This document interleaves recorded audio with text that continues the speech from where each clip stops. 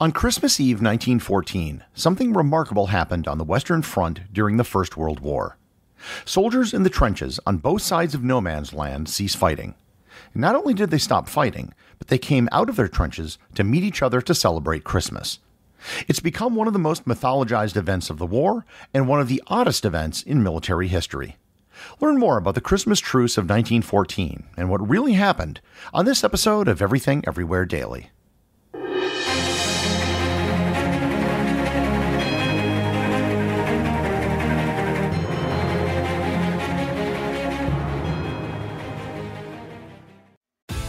New on Curiosity Stream. Get ready for the best of the best with our 100 Days of Curiosity, featuring fan-favorite titles like Light on Earth with Sir David Attenborough. Join me on a journey like no other. Stephen Hawking's favorite places. It's a crazy world out there. The History of Home with Nick Offerman. Not my home, just homes. Other people's homes. And many more. It's 100 Days of Curiosity. And for a limited time, get 40% off our annual plan. That's just $1 a month. Visit curiositystream.com.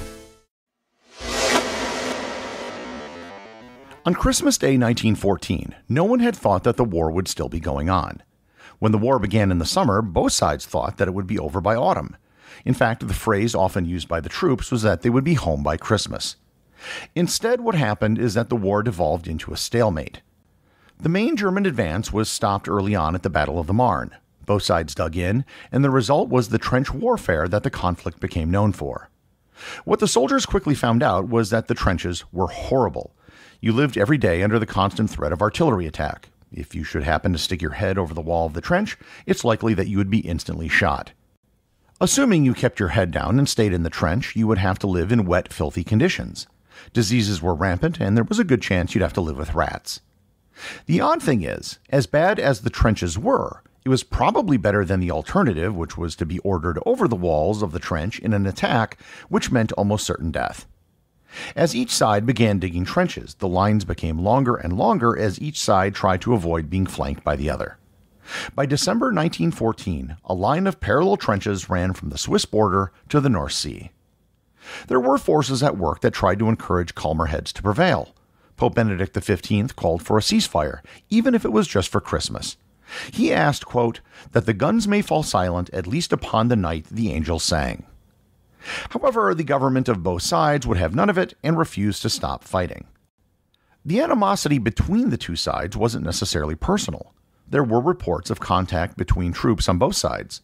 Usually this was nothing more than medical staff who, under a white flag, would negotiate short, localized ceasefires where each side would collect their dead from no man's land between the trenches.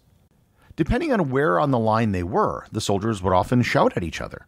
Both sides would complain about the weather and life in the trenches. Germans would often inquire about English Football League scores. On Christmas Eve, the men of both sides of the front line were homesick. The promise of the war being over by Christmas had clearly not been achieved. Instead of being home with their families, they were stuck in a cold, wet hole in the ground. Around 10 p.m. on Christmas Eve, the British troops began to notice something. First, the Germans had lined their trenches with candles, and then they started to hear things. A British machine gunner by the name of Bruce Bairnsfather after the war recalled, quote, away across the field among the dark shadows beyond, I could hear the murmur of voices. He turned to one of his fellow soldiers and said, quote, do you hear the Boches kicking up that racket over there? It turns out the Germans were celebrating Christmas Eve by singing Christmas carols. After listening to several German songs being sung, the British decided to reply with songs of their own. At one point, British troops began singing O Come All Ye Faithful in English, and the Germans sang along with them, singing the Latin lyrics, Oddest Fidelis. Eventually, and we don't know who did it, a German soldier shouted in broken English, come over here. Needless to say, being invited over to the enemy trench is probably not the most compelling invitation. However, one of the British soldiers then shouted back, you come halfway, I come halfway. And they did. Again, we don't know who the first soldiers were to step out over the wall of their trench, but it must have been terrifying. Going over the wall usually meant instant death. However, they did go over the wall, and they weren't killed. Soon other soldiers from both sides joined them. They were all quite literally fraternizing with the enemy. They began to shake hands and exchange small gifts with each other. They shared wine, schnapps, cigarettes, and candy.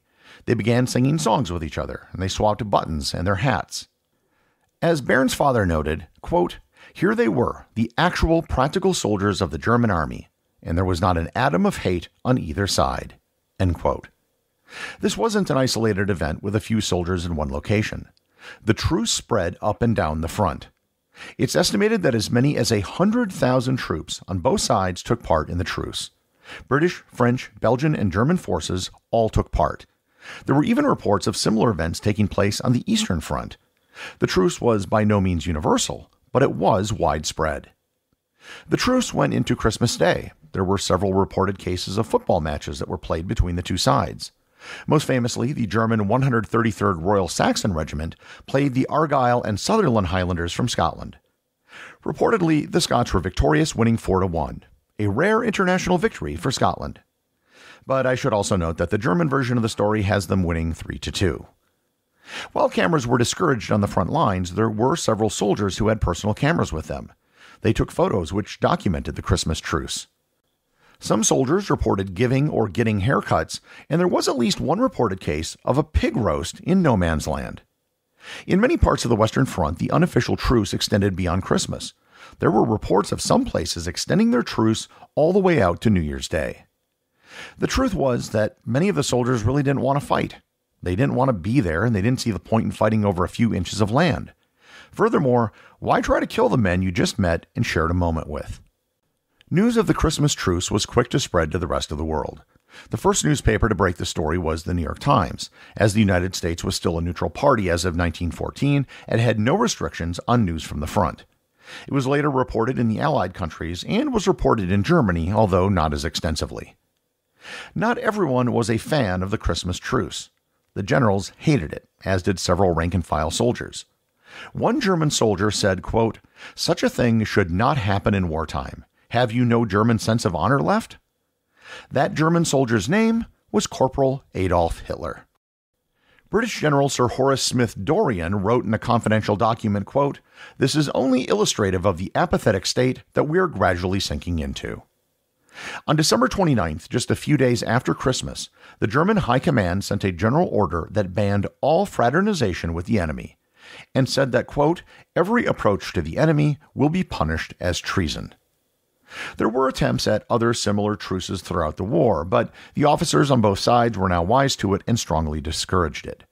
On Christmas the next year, the Allied generals discouraged truces by scheduling attacks and conducting artillery barrages on Christmas Day. What did develop was a system known as live and let live. These were just standing informal agreements between the two sides that were often just shouted between the trenches. These would include things such as agreeing not to shoot each other during meal times and allowing for a time when each side could retrieve their fallen comrades. The soldiers in the trenches were fundamentally fighting a different war than the generals who ran things did. The generals fought the war looking at maps safely behind the front lines. The soldiers were often so close to the enemy they could hear them and smell what they were cooking. The Christmas Truce of 1914 was unlike any other event in the history of warfare.